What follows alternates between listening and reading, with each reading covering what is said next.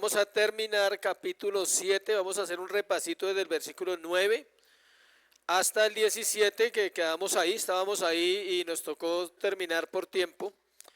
Y luego vamos a ver capítulo 8 completo, que es el último sello y las 4 trompetas. Entonces vamos a terminar la segunda visión, tenga en cuenta, y vamos a empezar la tercera visión. ¿Cuántas visiones son? 7. Obligatoriamente tenemos que terminar Apocalipsis en esta materia, entonces porque no podemos dejar una parte pequeña porque no nos da para otro módulo. Entonces la idea es terminarlo de aquí a la clase que nos queda. En la medida que vamos avanzando se va resumiendo un poco más porque es lo mismo repetitivo. Es lo mismo repetitivo. ¿Listo? Muy bien. Padre, gracias por este tiempo, Señor. Trae iluminación, Señor, trae sabiduría de este tema tan importante como lo es el libro de Apocalipsis, Señor, de una manera resumida. Oramos que sea suficiente para nuestro corazón, para entender el plan perfecto de Dios para la humanidad y también entender que el Apocalipsis es un libro hermoso, Señor, que produce esperanza en el corazón del creyente y que nos alienta a entender que vale la pena vivir aquí por más difícil que parezca, Señor. Oramos en Cristo Jesús. Amén. Entonces, el punto que estábamos tratando, si alguien me recuerda, ¿alcanzamos a llegar a la gratitud o no?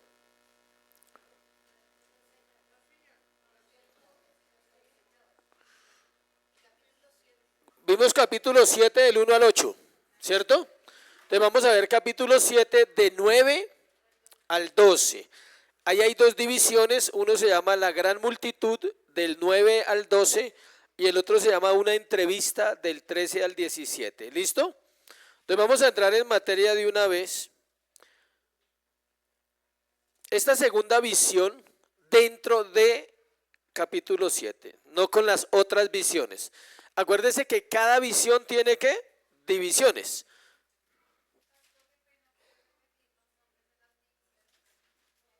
La primera se llama la gran multitud, capítulo 7 del 9 al 12. La segunda una entrevista, capítulo 7 del 13 al 17. ¿Listo? ¿Sí? Entonces, recuerde que capítulo 7 tiene dos visiones. Vimos una hace 8 días que se llamaba ¿qué? Los 144,000 sellados que son la iglesia. Sí, el interludio es ese. El interludio es todo el capítulo, porque del 6:17 y el 8:1 conectan. 6:17 y 8:1 ¿qué? Conectan. Entonces todo el capítulo es un interludio. Ese interludio tiene dos partes, los sellados y ahorita lo que vamos a compartir. Dijimos entonces que los sellados ¿quiénes son? La iglesia.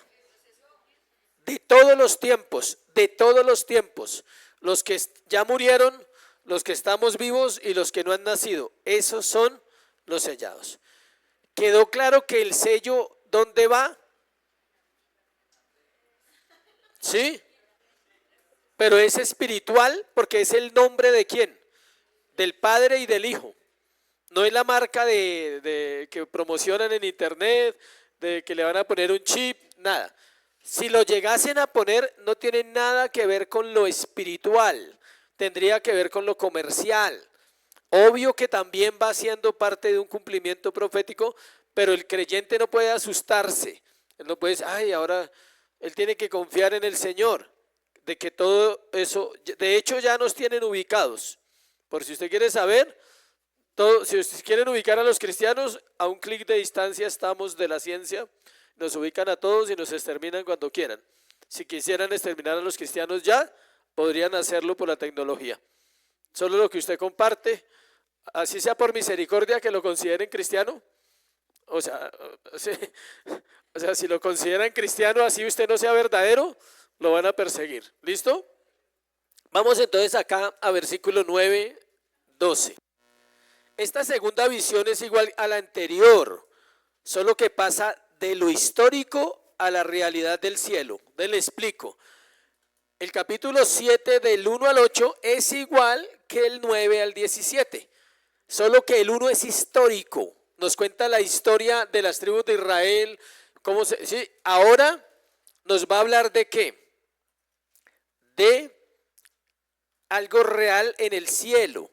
Estamos frente a un cuadro de la Iglesia Universal que en sentido más pleno cumple la palabra de Jesús. Y este evangelio del reino se predicará en todo el mundo como testimonio a todas las naciones, y entonces vendrá el fin. Mateo 24:14. Estamos ante una escena del cielo delante del trono de Dios y del Cordero. ¿Dónde estamos en capítulo 7 del 9 al 17? En una escena en el cielo, para que usted se vaya ubicando. Los santos llevan en las manos ramas de palma. Vamos a mirar.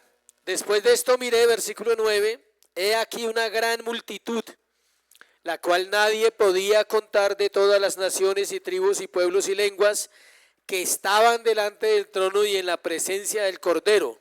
Están los dos, ¿no? Vestidos de ropas blancas y con palmas en las manos. ¿Qué significan esas palmas?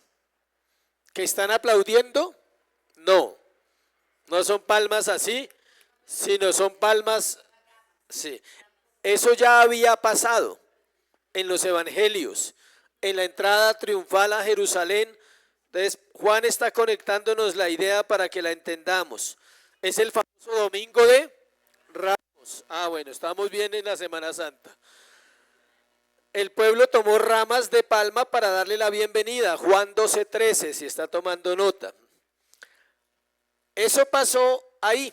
En versículo 9, Juan ve una gran multitud, y esa gran multitud tiene palmas que están representando la entrada triunfal de Jesús a Jerusalén en el Nuevo Testamento, pero que acá representan la adoración que se da en el cielo al Señor. Versículo 10, clamaban a gran voz diciendo: la salvación pertenece a nuestro Dios, que está sentado en el trono, y al Cordero.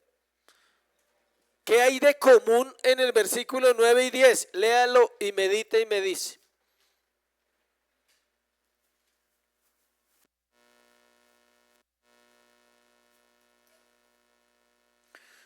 ¿Qué hay de común importante? Voy a darle la pista. Teológicamente, ¿qué hay de importancia ahí? El trono y el Cordero. Dios y el Cordero. Pero lo que más resalta, porque en el 10 resalta al que está sentado en el trono y al Cordero. ¿Sí ve? Están los dos, en los dos versículos está lo mismo. En el cielo la confusión de Babel ha concluido. Todos cantan en un mismo idioma celestial. Mire, tan interesante. En Génesis 10 hubo la torre de Babel. Todos tenían un solo idioma y el Señor les dio muchos idiomas. Ahora es al contrario. Hay muchos idiomas y Dios termina la confusión de Babel y deja un solo idioma. ¿Sí ve el paralelo tan chévere? ¿Qué quiere decir eso? Está restaurando ya todo. Dice: el hombre quiso llegar a mí como él podía, mas yo traje a los que creyeron, a los que realmente eran salvos. Versículo 11.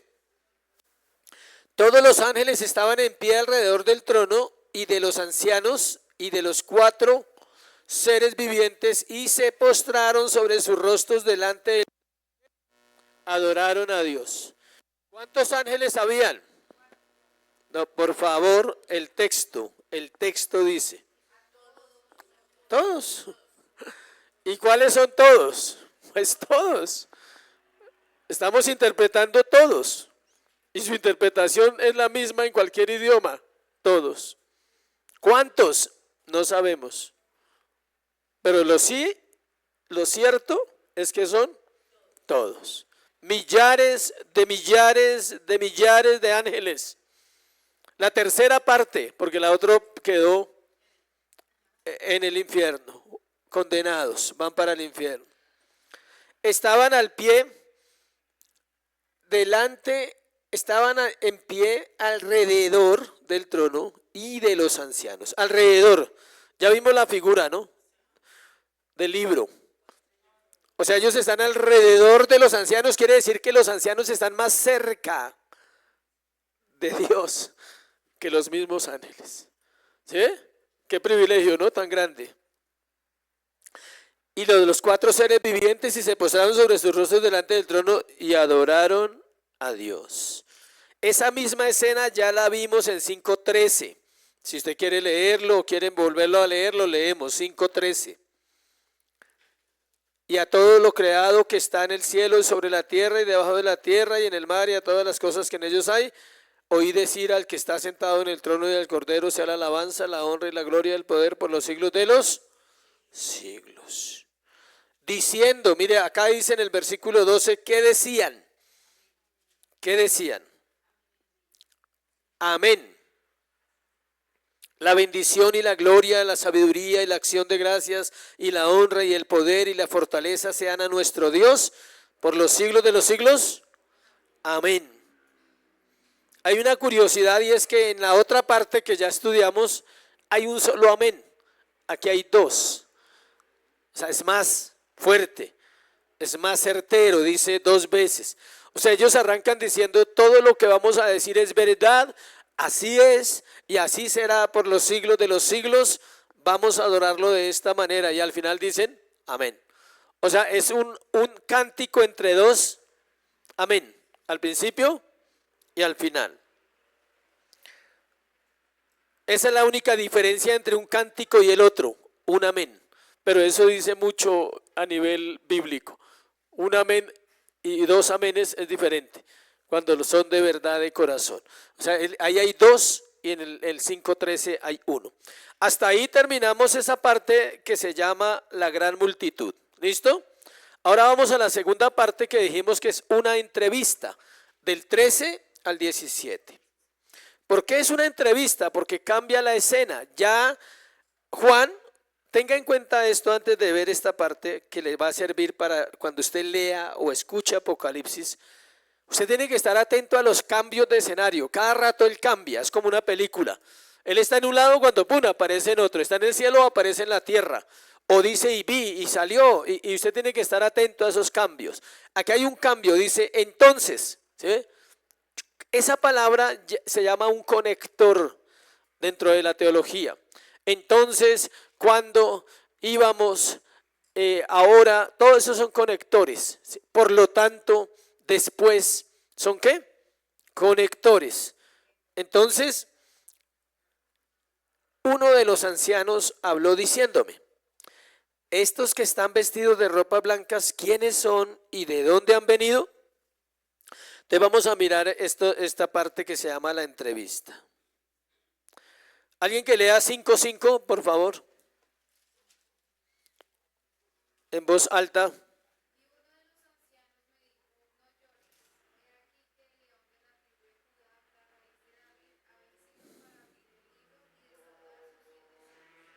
Note que ya hubo una escena similar. Otro anciano le habló a Juan y le dijo, tranquilo, no llore que el Cordero está ahí. Aquí un anciano le habla a Juan y le pregunta, ¿qué le pregunta? El anciano le habló diciéndome, dice Juan, estos que están vestidos de ropas blancas, ¿quiénes son y de dónde han venido? Entonces la pregunta que tenemos que hacernos nosotros, ¿el anciano lo sabía o no lo sabía? Sí lo sabía. Él no pregunta porque no sepa, es para que Juan se dé cuenta de lo que está sucediendo. Quiere que Juan reconozca que el León de Judá ha cumplido de hecho las promesas de salvación del Antiguo Testamento. El anciano representa a la iglesia en el cielo y desea que Juan vea la promesa y el cumplimiento en la iglesia. Eso es lo que hace un maestro. Cuando un maestro pregunta, no pregunta porque no sabe, pregunta para ver si el estudiante está aprendiendo. Eso están evaluando a Juan. El anciano lo está evaluando. Vamos a ver cómo está el apóstol, nada menos y nada más que ¿quién? Que Juan. El anciano no tiene nombre, no aparece, era un anciano y él le dice, Juan, ¿quiénes son esos?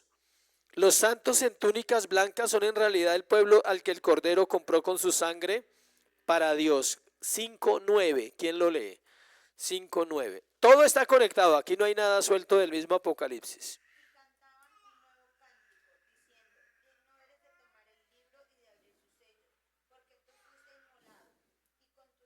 Esa parte. ¿Se ve que es lo mismo que dice acá? De toda lengua, es lo mismo. Es la misma escena y Juan está abriéndonos más un poquito el entendimiento. Versículo 14.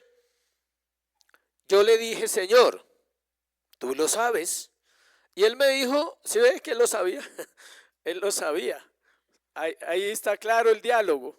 Es una entrevista. Juan, ¿quiénes son estos? Y Juan dice, usted lo sabe. Y él ya pues, como ya lo sabe, le responde y le dice, estos son los que han salido de la gran tribulación y han lavado sus ropas y las han emblanquecido en la sangre del Cordero.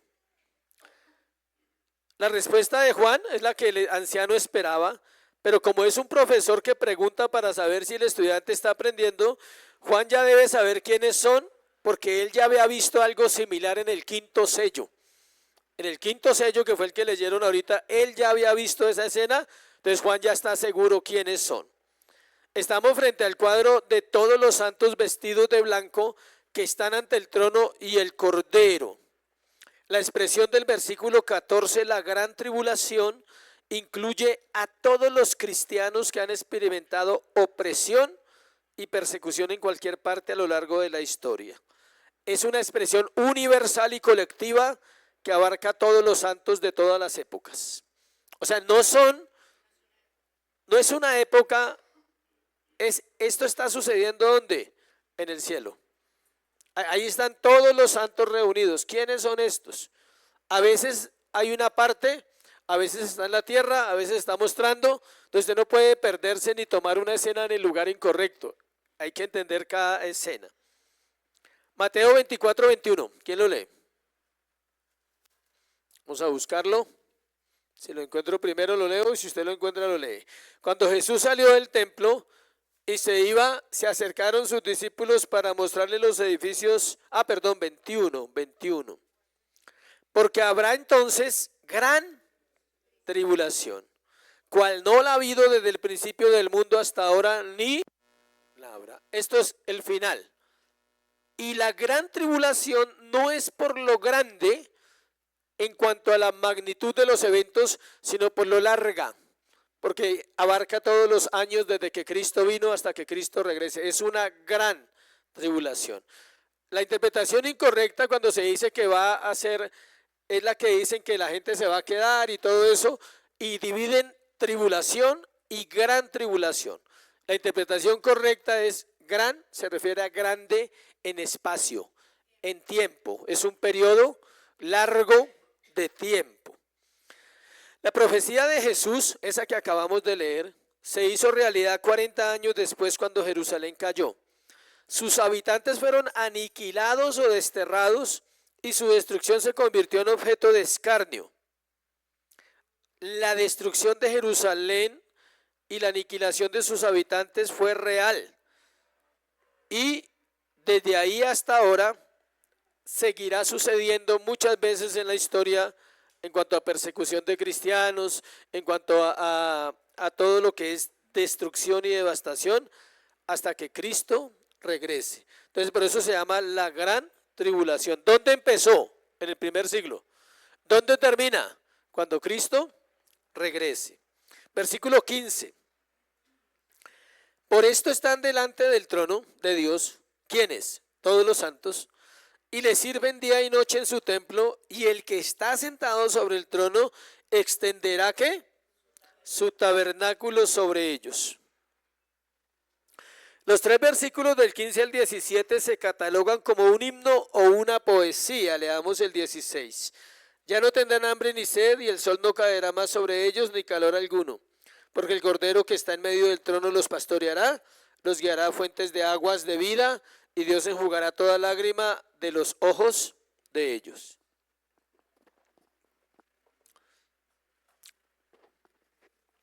Es un cuadro de felicidad celestial. Si usted es atento, hay una diferencia cuando narra los juicios y las tribulaciones de la tierra a cuando narra la vida de los santos en el cielo. Es felicidad celestial Todos los santos sirven a Dios de manera continua, están libres de males terrenales, de dolores terrenales y de pecado. Es el estado que todos nosotros deseamos y estamos en el ya, pero todavía no. O sea que se puede vivir algo de eso, claro. Depende el creyente cómo es su fe. Si usted cree que eso es algo lejano, usted nunca va a entender el gozo, nunca va a entender el refrigerio, nunca va a entender que el Señor en medio de este mundo caído somos bendecidos, somos plenos. Esa es una de las luchas del creyente, vivir pleno en Cristo a pesar de. Esa es la batalla. Cualquier cosa lo descuadra, cualquier cosa, algunos se descuadran muy fácil, otros les cuesta más, pero todos tenemos que ser conscientes de esta realidad. Versículo 15 muestra que los santos están en plena comunión. Ese estado es igual al Edén.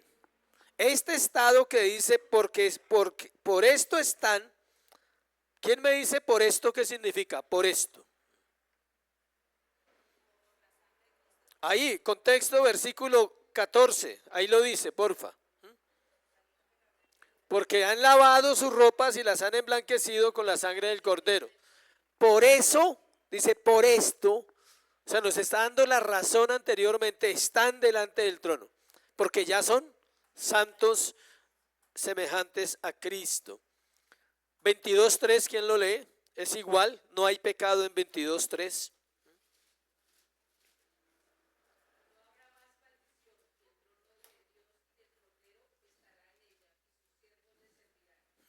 Exactamente lo mismo. Y 22.5.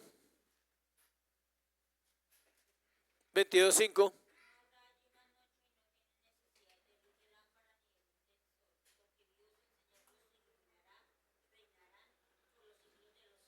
Es lo mismo que está hablando en esta visión del capítulo 7. Extenderá su tabernáculo sobre ellos, versículo, ahí al final del versículo 15. ¿Qué quiere decir? Que Él morará con ellos en el templo, Él será su templo. Tabernáculo es ¿qué? Tienda, templo. Extenderá su presencia, estará con ellos como estuvo con Moisés en el Éxodo, como estuvo con Adán en Génesis, como estuvo con los profetas y como está con la iglesia ahora, solo que allá será de una manera gloriosa y mayor. Versículo 16. Alguien que lea Isaías 49:10 primero y otra persona lee el versículo 16.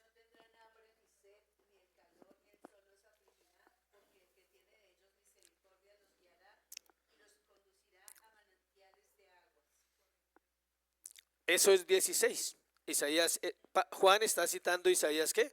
49:10. Ahora el Cordero, note ahí, ya no tendrán hambre ni sed y el sol no caerá más sobre ellos ni calor alguno. Y en el versículo 17 ahora al Cordero se le asigna el papel de pastor. El buen pastor que dio la vida por las ovejas seguirá pastoreándonos directamente sin intermediarios. Sí, o sea, en el cielo no hay pastores. Pues solo hay uno, el buen pastor, el gran pastor. Ya no nos necesitan la iglesia. Es un regalo en la tierra ser pastor porque la iglesia necesita a esos pastores. En el cielo ya no hay pastores, ya no hay maestros, ya no hay apóstoles, ya no hay profetas, solo hay salvos, ya no hay títulos. Ningún título, solo hay un título, Él, solo Él. Todos seremos iguales, independiente que reciba uno más recompensa o el otro. Después de eso, mire lo interesante, en el día de la recompensa del juicio, muchos van a recibir más recompensa que otros, pero a la final todos la van a devolver porque no la necesitan. Dice que todos arrojarán. Entonces, después de ese periodo del juicio, nadie es más que nadie. Todos van a entender los pasajes de la Biblia de que somos iguales. Por fin los vamos a entender, Señor.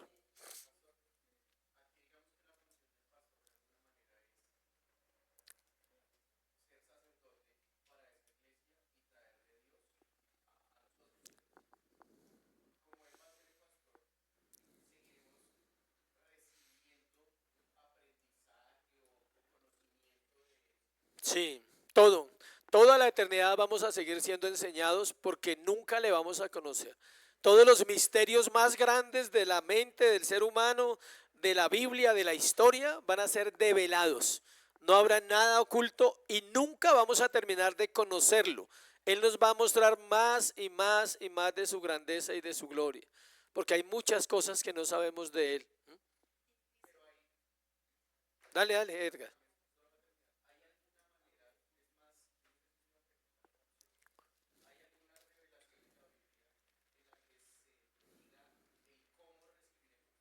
Sí,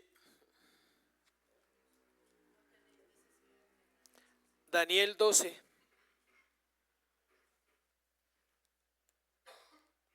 Hay una alta posibilidad que no hayan pastores, pero que sí hayan maestros. Por ese texto.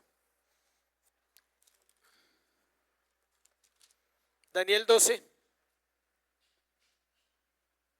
3. Leamos el 2 para entender que es cierto, porque yo puedo leer el 3 y usted dice, pero no, no. Si leemos el 2 entendemos en qué contexto está. Y muchos de los que duermen en el polvo de la tierra serán despertados. Resurrección, día del juicio. Unos para vida eterna, otros para vergüenza y confusión perpetua. Salvación, condenación. Los entendidos resplandecerán como el resplandor del firmamento, y los que enseñan la justicia a la multitud como las estrellas a perpetua eternidad. Entonces, habla de enseñanza, habla de algo que va a continuar a perpetua eternidad, a perpetua eternidad. Pero tú, Daniel, cierra las palabras y sella el libro hasta el tiempo del fin. O sea, él le dice, aquí hay más misterio. O sea, aquí hay más cosas que Daniel no pudo entender y nosotros menos. O sea, pero ahí hay un verso que habla que los entendidos resplandecerán. ¿Cómo resplandecerán? Porque no todos son los entendidos. Los salvos, todos son salvos, pero no todos entendieron en la tierra de la misma manera y no tuvieron la gracia del entendimiento de la escritura igual, porque si fuera por eso, pues se salvarían unos y otros no. Eso es lo bonito de Dios, que Él no mira, si una persona no entiende Apocalipsis, puede ser salva, no se preocupe. Sí, claro, sí, porque usted dice, si yo quiero entender Apocalipsis, pero si todavía no hay ese grado de luz y llegase a partir con el Señor, no pasa nada, porque no es por ese conocimiento, pero sí habla de hay unos entendidos y que enseñan, dice, los que enseñan, sí, los que enseñan la justicia, dice. Entonces sí hay personas entendidas y sí hay personas que enseñan.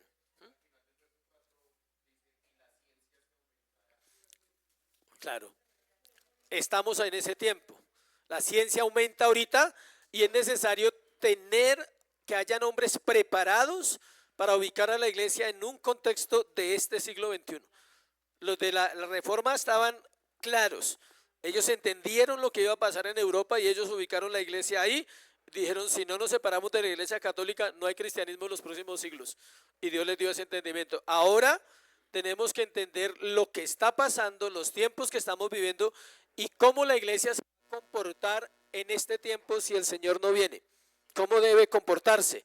Para eso se necesita entendimiento. Y la Biblia dice, Dios levanta hombres entendidos en los tiempos. Es decir, hombres que no están viviendo en este mundo, solo lo habitan.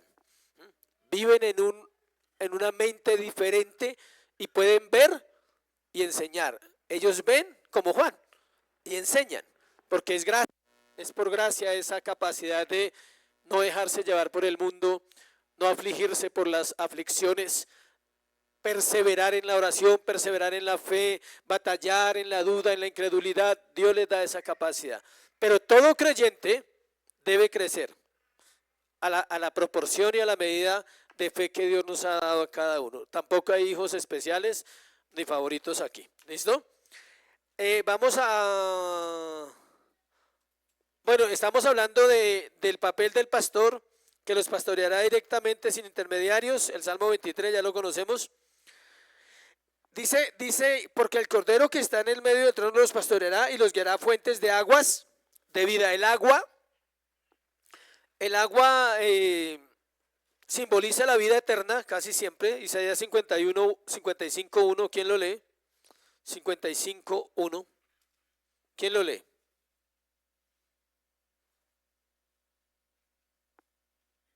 Isaías 55:1.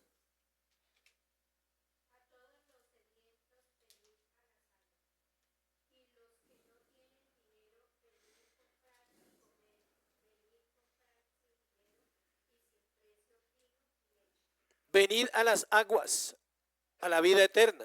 ¿Tú ibas a aportar algo? Por eso, del tema que estábamos hablando.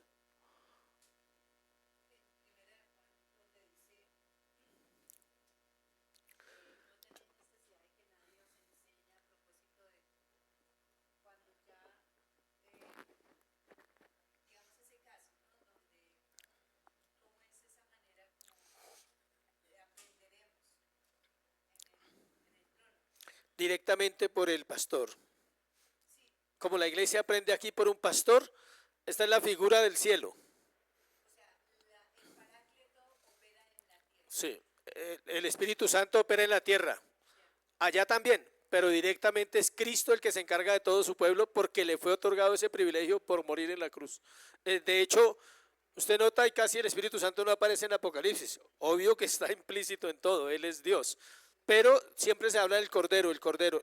Apocalipsis habla de Cristo, del Cordero. Listo, gracias. Dice que casi al final de Apocalipsis Jesús se refiere a sí mismo como el alfa y la omega, el principio del fin. Luego ofrece a todos los que tienen sed que beban libremente del manantial del agua de vida. Apocalipsis 21:6. ¿Quién lo lee? 21:6 y otro que lea 22:17.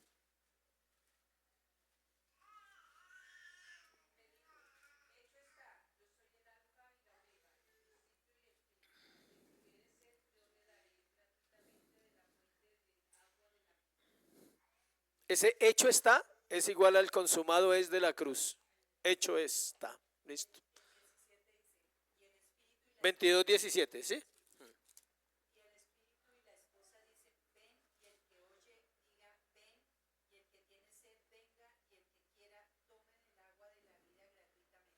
¿Sí ve que el agua representa eso? Acá en Apocalipsis, en muchos pasajes, la vida eterna. Terminamos esa parte. En el versículo 17 nos encontramos con la ternura infinita de nuestro Dios, capaz de enjugar nuestros ojos, las lágrimas que nos producen el sufrimiento, la muerte y el dolor. Está usando las palabras de los profetas, Isaías 25:8. Ese versículo es muy bonito. Isaías 25:8, ¿quién lo lee?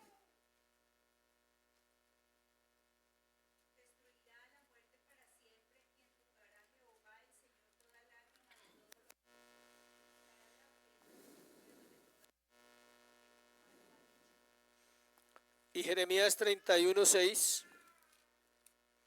dice, volved a aquel contra quien, no, este no es 31:6, ¿ah sí? No, 16, es que estoy en Isaías, 16.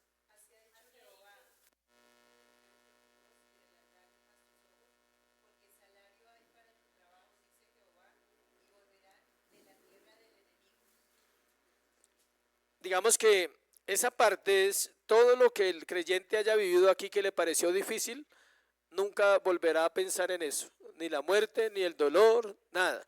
Ahora, cada vez que el cristiano puede hacerlo acá, recibe gozo y esperanza, porque viene un refrigerio nuevamente que le dice, yo estoy acá. No estás en el cielo, pero yo estoy acá. ¿Sí ve? O sea, en el cielo usted no necesita orar, entonces no va a llorar orando. No va a llorar orando, va a llorar de gozo, de alegría. Las lágrimas van a salir, pero de éxtasis, de gozo.